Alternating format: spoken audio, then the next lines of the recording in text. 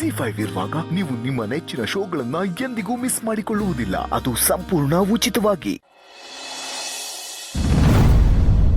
Anand, coffee. Thank you.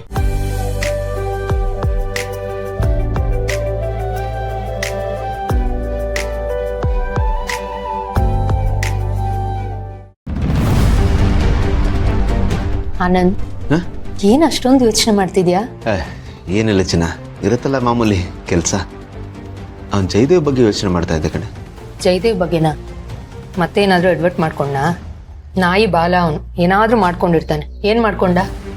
ಇಲ್ಲ, ಅವನೇನು ಎಡವಟ್ ಮಾಡ್ಕೊಂಡಿಲ್ಲ. ಬಟ್ ಅವ್ನು ತಗೊಂಡ್ರೆ ಒಂದು ನಿರ್ಧಾರದಿಂದ ಸುಮಾರು ಜನಕ್ಕೆ ಪ್ರಾಬ್ಲಮ್ ಆಗೋ ಥರ ಇದೆ. ಏನಾಯ್ತು? ಈಗ ಅವನು ಬೋರ್ಡ್ ಆಫ್ ಡೈರೆಕ್ಟರ್ಗೆ ಪ್ರಮೋಷನ್ ತಗೊಂಡ. ಆ ಪೋಸ್ಟಿಗೆ ಬರ್ತಿದ್ದ ಹಾಗೆ ಕೆಲಸ ಶುರು ಹಚ್ಕೊಂಡಿದ್ದಾನೆ. ಅವ್ನು ಮಾಡಿದ ಮೊದಲನೇ ಕೆಲಸ ಏನು ಗೊತ್ತಾ? ಕಾಸ್ಟ್ ಕಟ್ಟಿಂಗ್ ಮಾಡೋದು, ಪ್ರಾಫಿಟಬಿಲಿಟಿನ ಜಾಸ್ತಿ ಮಾಡೋದು.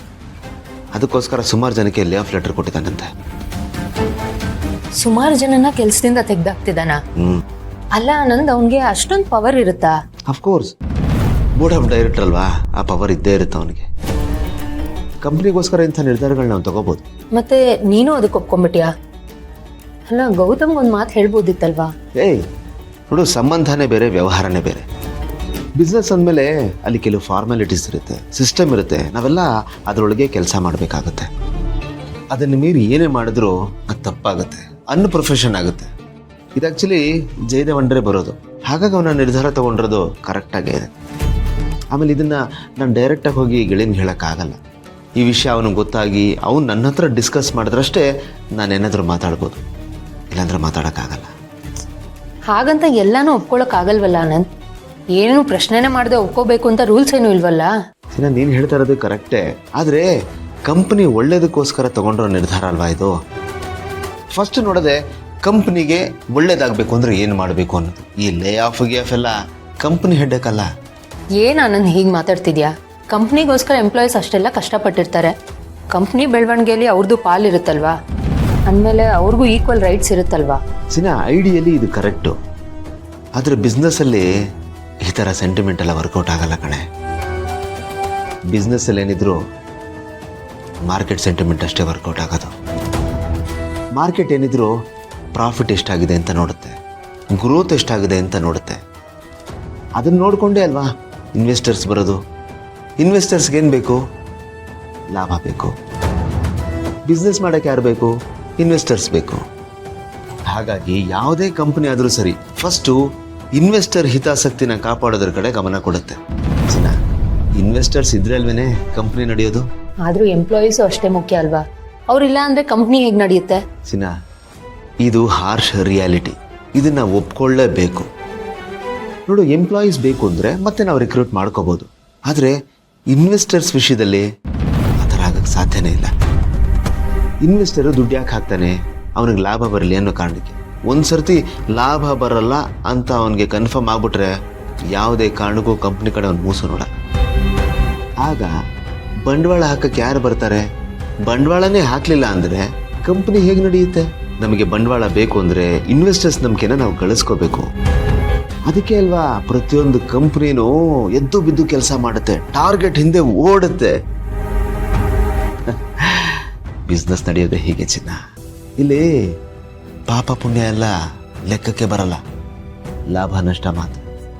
ಆದರೂ ಎಷ್ಟು ಕ್ರೂಯಲ್ ಅಲ್ವಾ? ಒಂದಿಷ್ಟು ಜಾಸ್ತಿ ಲಾಭಕ್ಕೋಸ್ಕರ ಹೀಗೂ ಮಾಡ್ತಾರ, ಇನ್ನೊಬ್ರು ಹೊಟ್ಟೆ ಮೇಲೆ ಹೊಡಿಯೋದು.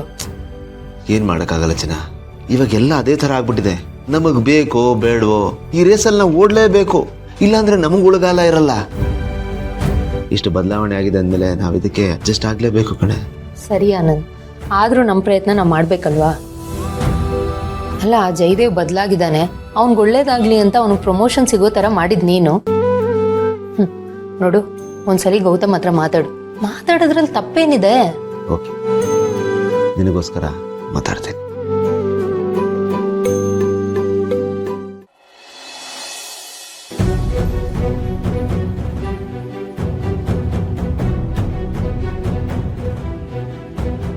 ಮಂದಾಕಿನಿ, ನೀನು ನನ್ನ ಜೊತೆ ಬರೋದು ಬೇಡ. ನೀನು ಬಂದ್ಬಿಟ್ರೆ ಭೂಮಿಗೆ ಬಾಣಂತನ ಮಾಡೋದು ಯಾರು? ನೀನಿರು, ನಾನೊಬ್ಬನೇ ಹೋಗ್ತೀನಿ. ಎಂತ ಮಾತು ಹೇಳ್ತಾ ಇದ್ದೀರಾ ರೀ?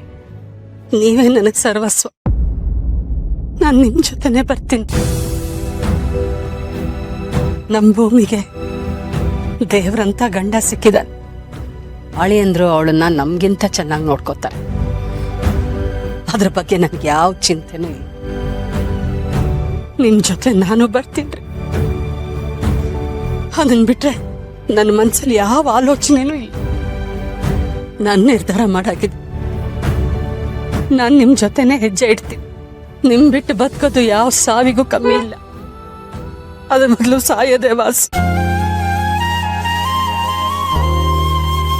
ಇನ್ನೊಂದ್ಸಲ ಯೋಚನೆ ಮಾಡು ಮುಂದಾಕಿನಿ. ಯೋಚನೆ ಮಾಡೋದಕ್ಕೆ ಏನ್ರಿ ಇದೆ? ನಿಮ್ಮೊಬ್ಬರನ್ನೇ ಸಾಯೋದಕ್ಕೆ ಬಿಟ್ಟು ನಾನೊಬ್ಳ ವಾಪಸ್ ಹೋಗ್ತೀನಿ ಅಂತ ನೀವ್ ಹೇಗ್ ಅನ್ಕೊಂಡ್ರಿ? ಇದ್ರು ನಿಮ್ ಜೊತೆನೆ, ಹೋದ್ರು ನಿಮ್ ಜೊತೆನೆ. ನಿಮ್ಮನ್ ಬಿಟ್ಟಿರೋ ಶಕ್ತಿ ನನ್ಗಿಲ್ಲ. ನನ್ನನ್ನು ಪ್ಲೀಸ್ ನಿಮ್ ಜೊತೆ ಕರ್ಕೊಂಡೋಗಿ ನನ್ನನ್ನು ಒಂಟಿ ಮಾಡ್ಬಿಡ್ಬೇಡಿ ಪ್ಲೀಸ್. ಸರಿ, ಒಟ್ಟಿಗೆ ಹೋಗೋಣ.